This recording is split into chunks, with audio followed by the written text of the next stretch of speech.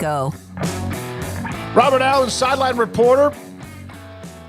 Oklahoma State Cowboys joins us, 365 Sports. Joseph Duarte around the corner.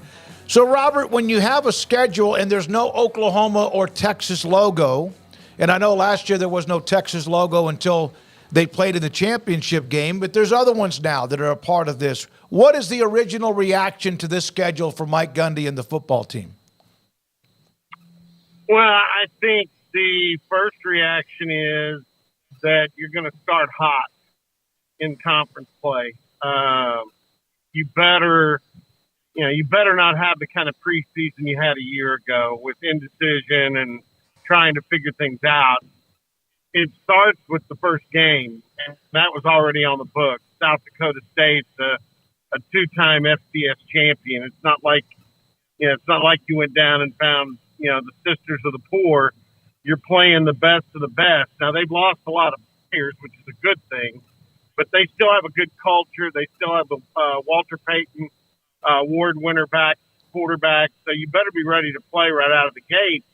But then, Dave, you start conference play with Utah at home, at K-State, and then West Virginia coming out the next week.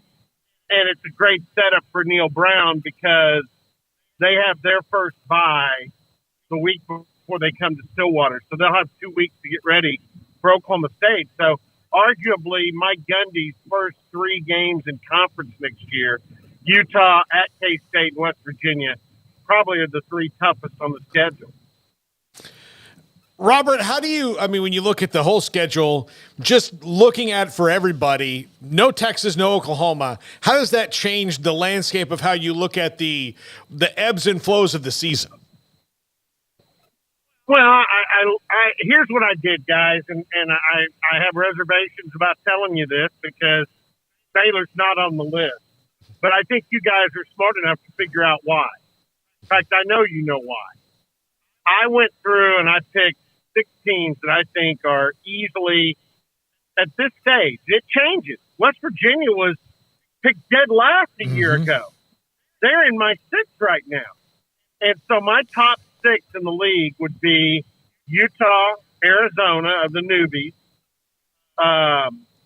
Oklahoma State, Kansas, and West Virginia. To me, those are the 6 teams I look at that you better be ready to play. And so what I did was I went through, and obviously I first looked at what Oklahoma State had with those 3, and they only have 3, but they're 1, 2, and 3 on the schedule. And then I went through everybody else. The other thing I always look at too, because so many of these coaches, and maybe it's because Mike Gundy's so good at it, they're so good out of off weeks. I mean, Oklahoma State turned their season around last week with the bye week. They're 2-2 coming home from Ames. They have the bye week. It's one of the best bye weeks I've ever seen. And they go beat K-State on a Friday night when no one thought they would. And then, boom, they launch. So I look at bye week. Oklahoma State's got 2 opponents that have bye weeks coming into Stillwater. One of them is West Virginia, like I mentioned. The other one is Arizona State, and we saw them non-conference last year. I think Coach Dillingham's doing a good job.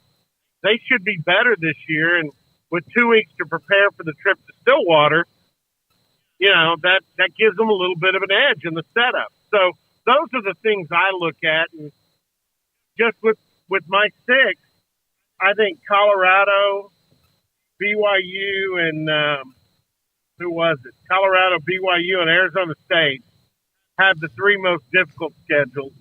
The easiest schedule by far is Cincinnati.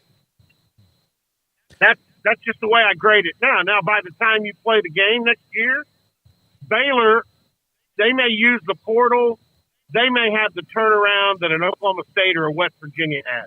And now they become one of the 6 during the middle of the year. But going into it, you got to rank it off what you see at this stage.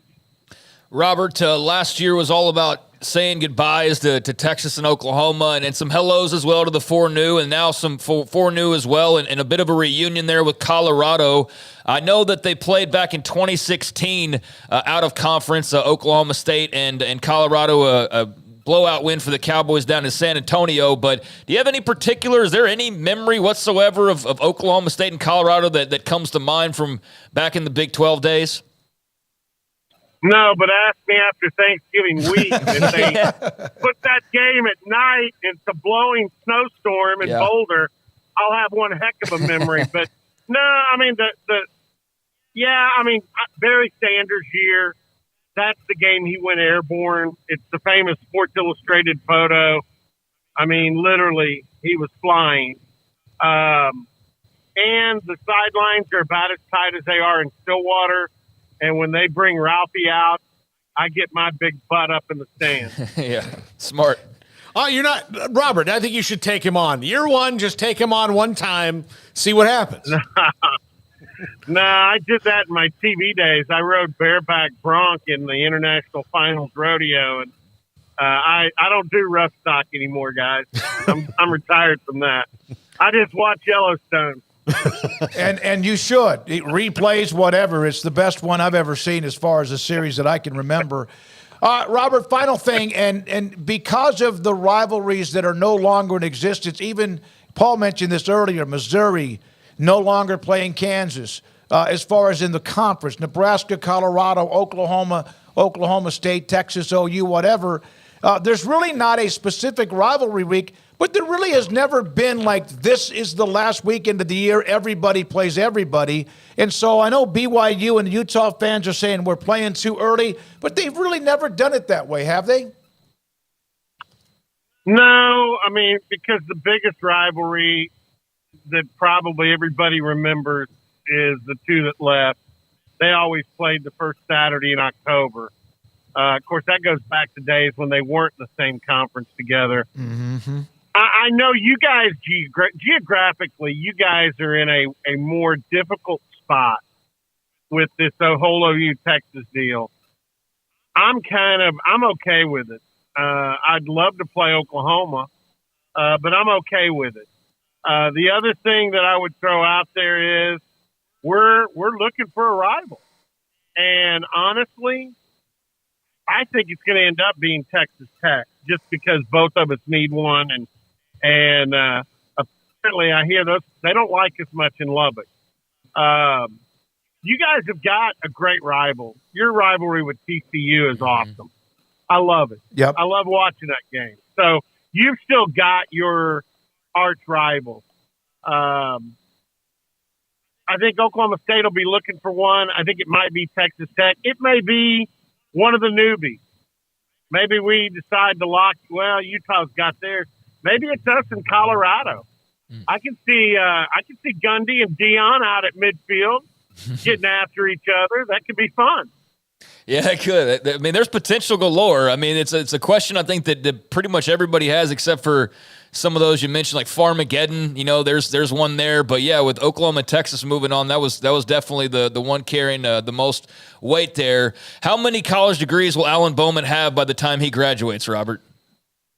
I can honestly tell you he's got 2 right now and probably is going to have a 3rd. Man. Unless they don't give it to him, and then he'll be lacking a year on a master's. He's got 2 bachelors right now. He's racking them up and still getting to play. And you know what, though? Yep. And Alan will tell you this. I think he'll be the starter going in, but everybody knows there's a freight train in the quarterback room that's coming on. It's a little bit like probably what K-State had last year with Avery Johnson. But we've got a kid named Zane Flores that, man, I watch him in practice just because it's fun. I mean, he's got a lot on the ball, and he's also athletic. And he's Bowman's roommate on the road. Alan told me he had an NIL deal with our Pokes Report site last year and said, Robert, I wish I had this kid's talent. I'm telling you, he's going places. So it'll be fun, but I do believe Bowman will be the guy going into the season. Robert, good to hear from you again. Have fun. We'll discuss this, as you know, quite a bit over the next several months, and have fun. Get back into it with you when it comes to spring drills, when Oklahoma State and everybody else starts to practice. Robert Allen, sideline reporter for Oklahoma State, with us on 365 Sports. Zane Flores.